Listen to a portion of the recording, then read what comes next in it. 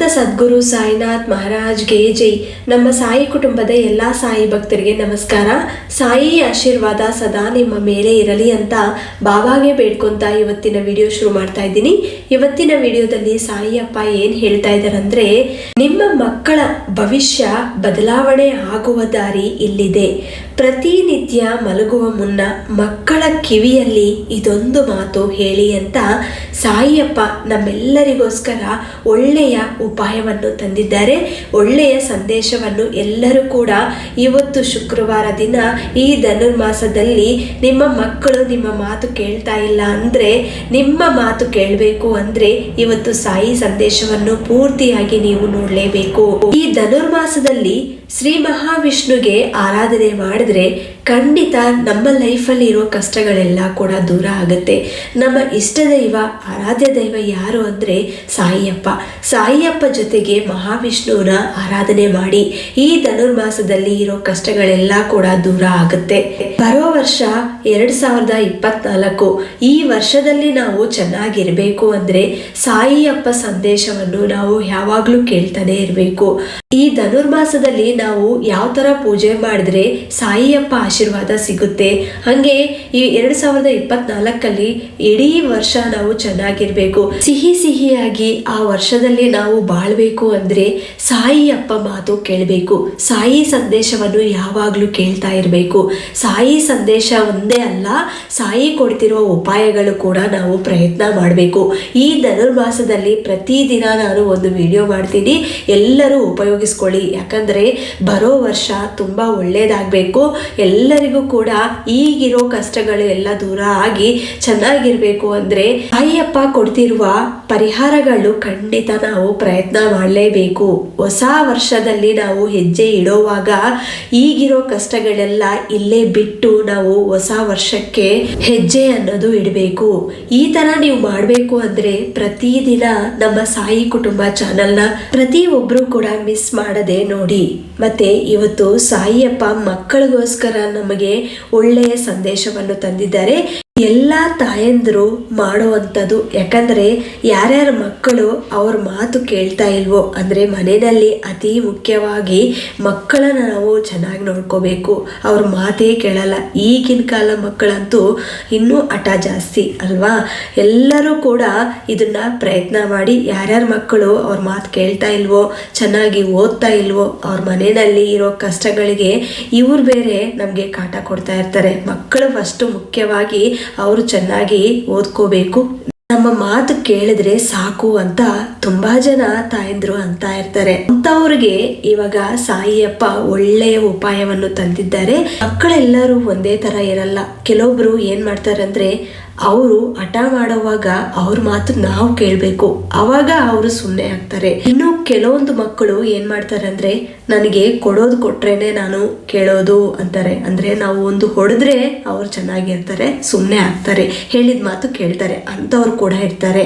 ಇನ್ನು ಕೆಲವೊಬ್ಬರು ಮಕ್ಕಳಿಗೆ ಕೋಪ ಅಂದ್ರೆ ಊಟ ಮೇಲೆ ಕೋಪ ಮಾಡ್ಕೊತಾರೆ, ಊಟ ತಿನ್ನಲ್ಲ. ನಾವೇನೇ ಟ್ರೈ ಮಾಡಿದ್ರು ಕೂಡ ಏನಾದರೂ ಒಂದು ಮಾತಂದ್ರೆ ಸಾಕು ಊಟ ತಿನ್ನಲ್ಲ, ಕೋಪ ಮಾಡ್ಕೊಂಡು ಸುಮ್ಮನೆ ಒಂದ್ ಕಡೆ ಕುತ್ಕೊಂಡ್ಬಿಡ್ತಾರೆ. ಅಂಥವ್ರು ಈ ಥರ ಎಲ್ಲ ಸಮಸ್ಯೆಗಳು, ಮಕ್ಕಳಿಂದ ಸಮಸ್ಯೆ ಏನಾದರೂ ಇದ್ರೆ, ನಿಮ್ಮ ಮನೆಯಲ್ಲಿ ಮಕ್ಕಳಿಂದ ಏನಾದರೂ ತೊಂದರೆ ಇದ್ರೆ, ಓದ್ಕೊಂತ ಇಲ್ಲ ಅಂದ್ರೂ ಕೂಡ ಈ ಪರಿಹಾರವನ್ನು ಮಾಡಿ. ನಾನೊಂದು ಶ್ಲೋಕವನ್ನು ಹೇಳ್ತೀನಿ, ಸಾಯಿಯಪ್ಪ ಶ್ಲೋಕ. ಆ ಶ್ಲೋಕನು ನಿಮ್ಮ ಮಕ್ಕಳ ಜೊತೆ ನೀವು ಯಾವ ಥರ ಹೇಳಬೇಕು, ಅವ್ರ ಕಿವಿಯಲ್ಲಿ ಯಾವ ಥರ ಹೇಳಬೇಕು ಅನ್ನೋದು ಹೇಳ್ತೀನಿ. ಆಮೇಲೆ ಒಂದು ಪರಿಹಾರವನ್ನು ಹೇಳ್ತೀನಿ. ಇದು 6 years ಬಿಲೋ ಅಂದರೆ 6 ವರ್ಷದ ಒಳಗೆ ಇರೋವಂಥ ಮಕ್ಕಳಿಗೆ ಈ ಪರಿಹಾರವನ್ನು ನೀವು ಮಾಡ್ಬೋದು. 6 years ಅಬವ್ ಇರೋವಂಥವ್ರಿಗೆ, 6 ವರ್ಷ ಮೇಲೆ ಇರೋರಿಗೆ ನೀವು ಈ ಶ್ಲೋಕವನ್ನು ಹೇಳ್ಕೊಡ್ಬೇಕು. ಈ ಥರ ನೀವು ಪ್ರಯತ್ನ ಮಾಡಿ. ಖಂಡಿತ ಈ ಧನುರ್ಮಾಸದಲ್ಲಿ ನೀವು ಪ್ರಯತ್ನ ಮಾಡಿ. ಹೊಸ ವರ್ಷಕ್ಕೆ ಹೆಜ್ಜೆ ಇಡೋ ಮುನ್ನ ನಿಮ್ಮ ಮಕ್ಕಳಲ್ಲಿ ನಿಮ್ಗೆ ಬದಲಾವಣೆ ಅನ್ನೋದು ಕಾಣಿಸುತ್ತೆ, ನಿಮ್ಗೆ ಗೊತ್ತಾಗುತ್ತೆ ಚೇಂಜಸ್ ಅನ್ನೋದು. ಮೊದಲು 6 ವರ್ಷ ಒಳಗೆ ಇರೋಂಥವ್ರಿಗೆ, ಆ ಮಕ್ಕಳಿಗೆ ನೀವೇನ್ ಮಾಡ್ಬೇಕು ಅಂದ್ರೆ, ಹಠ ಎಲ್ಲ ದೂರ ಆಗ್ಬೇಕು ಅಂದ್ರೆ ಮಂಗಳವಾರ ಶುಕ್ರವಾರ ಈ ಪರಿಹಾರವನ್ನು ಮಾಡಬೇಕು. ಸಂಜೆ ಟೈಮಲ್ಲಿ ಮಾಡಬೇಕು. ಮಂಗಳವಾರ ಶುಕ್ರವಾರ, ಇವತ್ತು ಶುಕ್ರವಾರ ಅಲ್ವಾ, ನಿಮ್ಮ ಮಕ್ಕಳು ಈ ತರ ಇದ್ರೆ, ಹಠ ಇದ್ರೆ, ನಿಮ್ಮ ಮಾತು ಕೇಳ್ತಾ ಇಲ್ಲ ಅಂದ್ರೆ ಇವತ್ತು ಸಂಜೆ ನೀವು ಟ್ರೈ ಮಾಡೋ ಅಂಥದ್ದು ಇವಾಗ ಹೇಳ್ತೀನಿ. ಎಲ್ಲರೂ ಕೂಡ ಪ್ರಯತ್ನ ಮಾಡಿ. ಈ ವಾರ ಈ ಶುಕ್ರವಾರ ಮಿಸ್ ಮಾಡಿದ್ರೆ ನೀವು ಮಂಗಳವಾರ ಮತ್ತೆ ಬರೋ ಮಂಗಳವಾರ ಟ್ರೈ ಮಾಡ್ಬೋದು. ಈ ಪರಿಹಾರ ಸ್ವತಃ ನಾನು ನನ್ನ ಮಗಳಿಗೆ ಪ್ರಯತ್ನ ಮಾಡಿದ್ದೀನಿ. ಯಾಕಂದರೆ ನನ್ನ ಮಗಳು ಹಂಗೆ ಇದ್ಲು. 6 ವರ್ಷ ಒಳಗೆ ಅವಳು ತುಂಬ ಹಠ ಮಾಡ್ತಾ ಇದ್ಲು, ಹೇಳಿದ ಮಾತೆ ಕೇಳ್ತಾ ಇರಲಿಲ್ಲ, ಸಿಕ್ಕಾಪಟ್ಟೆ ಹಠ ಅನ್ನೋದು ಇತ್ತು. ಈ ಪರಿಹಾರವನ್ನು ತುಂಬ ಸತಿ ನಾನು ಟ್ರೈ ಮಾಡಿದ್ದೀನಿ. ಶುಕ್ರವಾರ ಮಂಗಳವಾರ ಟ್ರೈ ಮಾಡಿದ್ದೀನಿ. ಹಾಗಾಗಿ ಇವಾಗ ತುಂಬ ಚೇಂಜ್ ಆಗಿದೆ, ಬದಲಾವಣೆ ಆಗಿದೆ ಅವಳ ಲೈಫಲ್ಲಿ. ಇವಾಗ ಹೇಳಿದ ಮಾತು ಕೇಳ್ತಾಳೆ. ನಿಮ್ಮ ಮಕ್ಕಳಿಗೂ ಕೂಡ ತುಂಬ ಅಂದರೆ ತುಂಬ ಒಳ್ಳೇದಾಗತ್ತೆ. ಬೇಗ ಈ ಹಠ ಅನ್ನೋದು ದೂರ ಆಗುತ್ತೆ. ಮಕ್ಕಳಲ್ಲಿ ಚೇಂಜಸ್ ಅನ್ನೋದು ನಿಮಗೆ ಗೊತ್ತಾಗುತ್ತೆ. ಮೊದಲು ನೀವೇನು ಮಾಡಬೇಕು ಅಂದರೆ ಸಂಜೆ ಟೈಮಲ್ಲಿ ಮನೆಯಲ್ಲಿ ದೀಪಾರಾಧನೆ ಮಾಡಿ ಆಮೇಲೆ ಒಂದು ತಟ್ಟೆ ತಗೊಳ್ಳಿ, ಒಂದು ಸ್ಟೀಲ್ ಪ್ಲೇಟ್ ಆದರೂ ಪರವಾಗಿಲ್ಲ. ಆ ಪ್ಲೇಟಲ್ಲಿ ಸ್ವಲ್ಪ ನೀರು ತಗೊಳ್ಳಿ.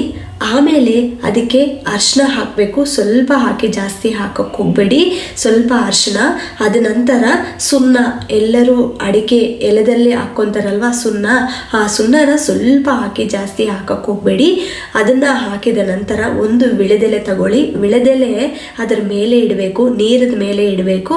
ಆಮೇಲೆ ಹಸಿ ಕರ್ಪೂರ ತಗೋಬೇಕು. ಹಸಿ ಕರ್ಪೂರ 2 ಇಡಬೇಕು. ಹಸಿ ಕರ್ಪೂರದಲ್ಲಿ ಪಾಸಿಟಿವ್ನೆಸ್ ಅನ್ನೋದು, ಗುಡ್ನೆಸ್ ಅನ್ನೋದು ಹೆಚ್ಚಾಗಿ ಇರುತ್ತೆ. ಹಂಗಾಗಿ ಹಸಿ ಕರ್ಪೂರನೇ ತಗೋಬೇಕು, ನಾರ್ಮಲ್ ಕರ್ಪೂರ ಅಲ್ಲ, ಹಸಿ ಕರ್ಪೂರನೇ ತಗೊಳ್ಳಿ.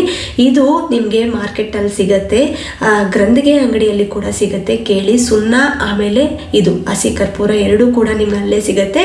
ಟ್ರೈ ಮಾಡಿ, ಅಲ್ಲಿಂದ ತಗೊಬಂದು ಈ ಹೊತ್ತೆ ಟ್ರೈ ಮಾಡಿ ನಿಮ್ಮ ಮಕ್ಕಳು ಹಂಗಿದ್ರೆ. ಈಗ ಏನು ಮಾಡಬೇಕಂದ್ರೆ ಮೇನ್ ಡೋರ್, ನಿಮ್ಮ ಮನೆ ಮೇನ್ ಡೋರ್ ಇರತ್ತಲ್ವ, ಹೊಸಲ ಮೇಲೆ ಮಕ್ಕಳನ್ನ ಕೂರಿಸ್ಬೇಕು. 6 ವರ್ಷ ಒಳಗೆ ಇರೋರನ್ನ ಈ ಥರ ಕೂರಿಸ್ಬಿಟ್ಟು ಇದನ್ನು ಆ ತಟ್ಟೆನ ತಗೊಬಂದು ಆ ಹಸಿ ಕರ್ಪೂರನ ಹಚ್ಚಿ, ಬೆಂಕಿ ಪಟ್ಟಣದಿಂದ ಹಚ್ಚಿಬಿಟ್ಟು ಆ ಮಕ್ಕಳಿಗೆ ಹಾರತಿ ನಾವು ಹೆಂಗೆ ಕೊಡ್ತೀವಿ ದೇವ್ರಿಗೆ, ಅದೇ ಥರ 3 ಟೈಮ್ಸು ಅಂದರೆ 3 ಸತಿ ನೀವು ಬೆಳಗಬೇಕು. ಹಾರತಿ ಹೆಂಗೆ ಕೊಡ್ತೀವೋ ಅದೇ ಥರ ಬೆಳಗ್ಬಿಟ್ಟು 3 times left side, 3 times right side, ಈ ಥರ ಕೊಡಿ. ಆಮೇಲೆ ಆ ಹಾರತಿನ ನೀವು ಲೆಫ್ಟ್ ಹ್ಯಾಂಡಲ್ಲಿ ಟಚ್ ಮಾಡಿಬಿಟ್ಟು ಮಕ್ಕಳಿಗೆ ಹಣೆ ಮೇಲೆ ಕುಂಕುಮ ಹೆಂಗಿಡ್ತೀವೋ ಅದೇ ಥರ ಇಡಬೇಕು.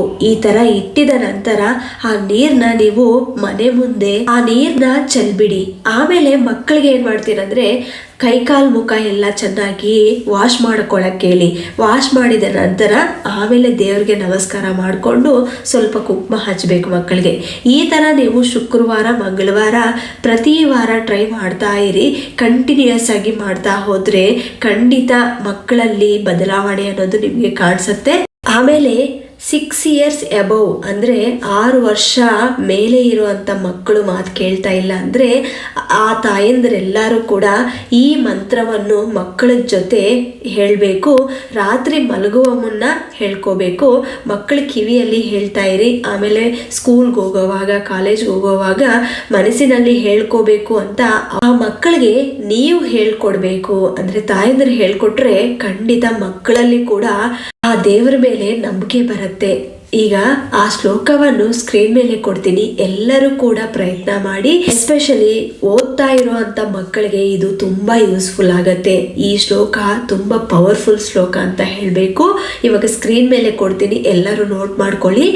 ಓಂ ಶ್ರೀ ಸಾಯಿ ಜ್ಞಾನ ವೈರಾಗ್ಯದಾಯ ನಮಃ. ಓಂ ಶ್ರೀ ಸಾಯಿ ಜ್ಞಾನ ವೈರಾಗ್ಯದಾಯ ನಮಃ. ಇದು ತುಂಬ ಚಿಕ್ಕ ಶ್ಲೋಕ, ಎಲ್ಲರೂ ಕೂಡ ಈಸಿಯಾಗಿ ನೆನ್ಪಿಟ್ಕೋಬೋದು. ಈ ಶ್ಲೋಕವನ್ನು ಮಕ್ಕಳ ಜೊತೆ ಮತ್ತೆ ಮತ್ತೆ ಹೇಳ್ತಾ ಇರಬೇಕು. ಅದು ಅವ್ರು ಕೂಡ ಮನಸ್ಸಿನಲ್ಲಿ ಹೇಳ್ಕೊತಾ ಇದ್ದರೆ ಅವ್ರಿಗೆ ಪಾಸಿಟಿವ್ನೆಸ್ ಅನ್ನೋದು ಹೆಚ್ಚಾಗ್ಬಿಟ್ಟು ಯಾವಾಗಲೂ ಗುಡ್ ಥಿಂಗ್ಸ್ ಅನ್ನೋದು ಮಾಡ್ತಾ ಇರ್ತಾರೆ. ಯಾವಾಗಲೂ ಕೆಟ್ಟದಾಗಿ ಇರಲ್ಲ. ಮಕ್ಕಳು ಕೂಡ ಚೆನ್ನಾಗಿ ಓದಬೇಕು, ಚೆನ್ನಾಗಿರ್ಬೇಕು ಅಂತ ಆ ಸಾಯಿಯಪ್ಪ ಬುದ್ಧಿ ಅನ್ನೋದು ಕೊಡ್ತಾರೆ. ಅದು ಹಂಗಾಗಿ ಇದು ತುಂಬಾ ಒಳ್ಳೆಯ ಶ್ಲೋಕ. ಎಲ್ಲರೂ ಕೂಡ, ಎಲ್ಲ ಮಕ್ಕಳು ಕೂಡ ಟ್ರೈ ಮಾಡ್ಬೋದು. ಓಂ ಶ್ರೀ ಸಾಯಿ ಜ್ಞಾನ ವೈರಾಗ್ಯದಾಯ ನಮಃ ಅನ್ನೋದು ಹೆಚ್ಚಾಗಿ ನಿಮಗೆ ಸ್ಪಿರಿಚುವಾಲಿಟಿ ಅಂದರೆ ಬುದ್ಧಿ ಅನ್ನೋದು ಕೊಡ್ತಾರೆ ಮಕ್ಕಳಿಗೆ. ಮತ್ತೆ ಎಲ್ಲರೂ ಕೂಡ ಈ ಪರಿಹಾರವನ್ನು, ಈ ಚಿಕ್ಕ ಪರಿಹಾರವನ್ನು ಎಲ್ಲ ತಾಯಂದ್ರು ನಿಮ್ಮ ಮಕ್ಕಳ ಮೇಲೆ ಟ್ರೈ ಮಾಡಿ. ಆಮೇಲೆ ಈ ಒಂದು ಶ್ಲೋಕವನ್ನು ಪ್ರತಿದಿನ ನಿಮ್ಮ ಮಕ್ಕಳಿಗೆ ಹೇಳ್ಕೊಡ್ಬೇಕು. ಮಲಗುವ ಮುನ್ನ ಅಟ್ಲೀಸ್ಟ್ 9 ಟೈಮ್ಸ್ 11 ಟೈಮ್ಸ್ ಮಕ್ಕಳ ಜೊತೆ ಹೇಳಿ. ಅವ್ರು ಕೂಡ ಹೇಳ್ಕೊಂತಾರೆ, ಮನಸ್ಸಿನಲ್ಲೇ ಹೇಳ್ಕೋಬೇಕು. ಇದಿವರೆಗೂ ಹೇಳಿರುವಂತ ಶ್ಲೋಕಗಳು ಅದು ಬೇರೆ, ಇದು ಅತಿ ಮುಖ್ಯವಾಗಿ ಮಕ್ಕಳಿಗೋಸ್ಕರ ಟ್ರೈ ಮಾಡಿ. ಯಾಕಂದ್ರೆ ಅವ್ರಿಗೆ ಜ್ಞಾನವನ್ನು ಕೊಡುತ್ತೆ. ಅವ್ರ ಬುದ್ಧಿ ಅನ್ನೋದು ಚೆನ್ನಾಗಿರ್ಬೇಕು ಅಂದ್ರೆ ಈ ಶ್ಲೋಕವನ್ನು ಅವ್ರಿಗೆ ಮಲಗುವ ಮುಂಚೆ ಹೇಳ್ಕೋಬೇಕು ಅಂತ ನೀವು ಹೇಳ್ಕೊಡ್ಬೇಕು. ನಂತರ ಬೆಳಿಗ್ಗೆ ಸ್ಕೂಲ್ಗೆ ಹೋಗೋ ಮುಂಚೆ, ಕಾಲೇಜ್ಗೆ ಹೋಗೋ ಮುಂಚೆ ಈ ಶ್ಲೋಕವನ್ನು ಹೇಳ್ಕೊಂಡು ಸಾಯಿ ಅಪ್ಪಗೆ ಒಂದು ನಮಸ್ಕಾರ ಮಾಡಿ ಆಮೇಲೆ ನಿಮ್ಮ ಕೆಲಸಗಳನ್ನು ಸ್ಟಾರ್ಟ್ ಮಾಡಿ. ಖಂಡಿತ ನಿಮ್ಮ ಜೀವನದಲ್ಲಿ ಬದಲಾವಣೆ ಅನ್ನೋದು ಸಾಯಿ ಅಪ್ಪ ತೋರಿಸ್ತಾರೆ. ಮತ್ತು ಈ ವಿಡಿಯೋ ಕೂಡ ನಿಮ್ಮೆಲ್ಲರಿಗೂ ಇಷ್ಟವಾಯಿತು ಅಂತ ತಿಳ್ಕೊತೀನಿ. ಈ ವಿಡಿಯೋನ ಎಲ್ಲ ಸಾಯಿ ಭಕ್ತರಿಗೆ ಶೇರ್ ಮಾಡಿ, ಲೈಕ್ ಮಾಡಿ.